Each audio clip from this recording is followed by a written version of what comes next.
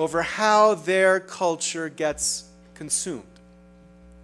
Now, importantly, copyright law hasn't always granted the copyright owner this level of control over culture. In the old world, in the analog world, copyrights regulation was actually quite limited and incomplete. If you think about the uses of culture, many of these uses were simply beyond the reach of copyright law. So think about a book in real space. If these are all the uses of a book in real space, an important set of these uses are simply unregulated by the law. So if you read a book, that's not a fair use of the book. It's a free use of the book, because to read a book does not produce a copy. To give someone a book, it's not a fair use of the book. It's a free use of the book, because to give someone a book does not produce a copy. To sell a book in American law is explicitly exempted from the regulation of copyright law, because to sell a book is not to produce a copy. To sleep on a book is not a regulated use in copyright law, because to sleep on a book is not to produce a copy. These uses are outside of the reach of copyright regulation. And then there's a set of uses that are at the core of copyrights regulation, uses that's important for copyright law to regulate so as to create the incentives authors need to produce great new works. So, for example, if you publish a book, you need the permission of the copyright owner. And finally, in the American tradition, there's a thin sliver of exceptions. Uses we call fair uses, uses which otherwise would have been regulated by the law, but which the law says ought to remain free. So, you can take my most recent book, a book called Free Culture. You can write a review of that book, copying words from my book in that review.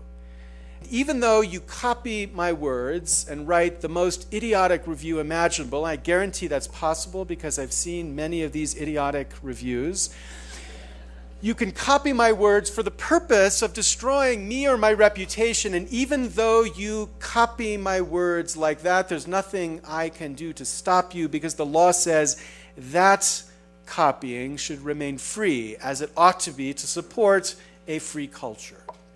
So the point is, in the old world, most of the uses of creative work by consumers were free of the regulation of copyright law, and most of the regulated uses of copyright law were targeted commercial uses.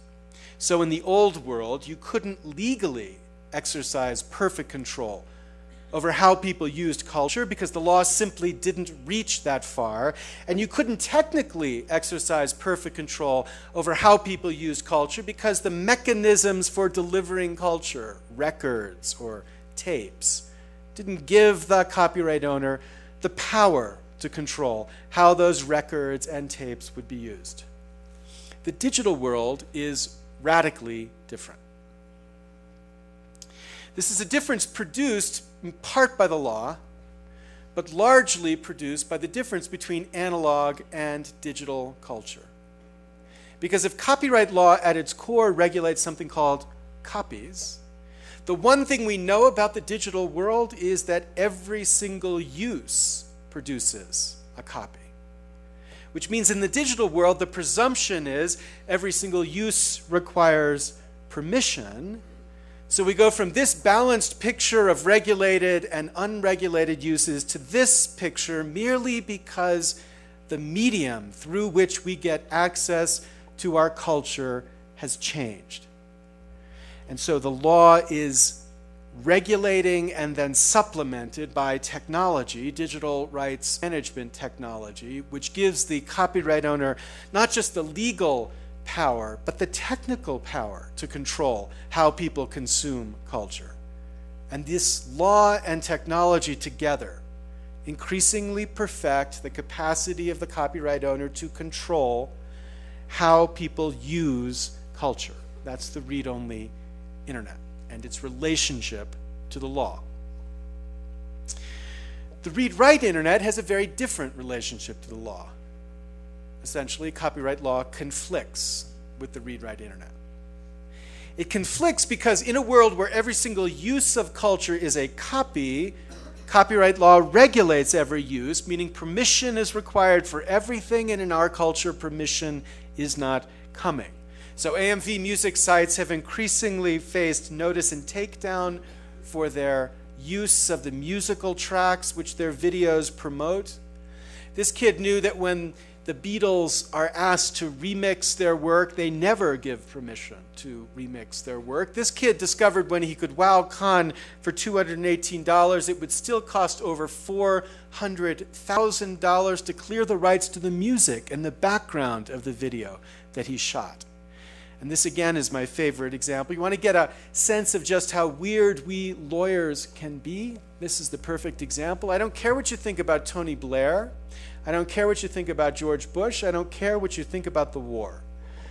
The one thing you can't say about that clip is what the lawyers said when they were asked permission to synchronize the video with those sounds. The lawyers said, no, you can't have permission because, quote, it's not funny, end quote. So the point is that the law, as currently architected, smothers this potential of the read-write culture. That's the difference between copyright law's relationship to the read-only internet and copyright law's relationship to the read-write internet. So I've described two cultures, the read-only and the read-write. I've said one is small relative to the other, both small in the values of human culture it might advance and small in the economic value it produces. I've said one is endorsed by the law and the other is rejected by the law. And you might look at this and be a little bit puzzled. Why the law would be against the most important and valuable form of culture while embracing, to the exclusion of the other, the smaller, less valuable form of culture. And the answer, of course, is that we are in the middle of a war, or in the United States, in the middle of many wars. But this is a particular war to protect what we know about how to produce and spread culture, oblivious to the harm that this war will have to what we could be in the way that we produce and spread culture. A war, what's called the copyright wars, a war which my friend Jack Valenti, the former president of the Motion Picture Association of America, refers to as his own, quote, terrorist war, where apparently the terrorists here are our children. Right? This is a war, this rhetoric of war induces the building of weapons. Of course, weapons of law and technology, all designed to eliminate something called, quote, piracy, end quote. Oblivious to the fact that the tools they build to kill piracy will simultaneously kill the read-write internet. The locks they build to protect the read-only internet, digital rights management technologies, will lock out the capacity, the potential for the read-write internet. They frame it as if it's a choice between one form of expression, the read-write, and another, the read-only, and they embrace, they endorse, they make legal just the read-only. Now, many of us look at this conflict, this war, and think that we need a response. And this response is importantly not anti-copyright. It's not a claim that copyright law is evil or should be abolished. It is instead a claim to recognize that copyright law is simply out of date in its current form with the technologies of the era. We need to update it to digital technologies, to make it make sense of these technologies, to make it make sense of digital technology and the capacity this technology gives to all of us. So in this response, I think there are three important steps. The first of these three steps is that people like me, wherever I speak, insist that nothing I'm arguing for is intended to endorse something called, quote, piracy. If I thought this war was about whether you could get access to Britain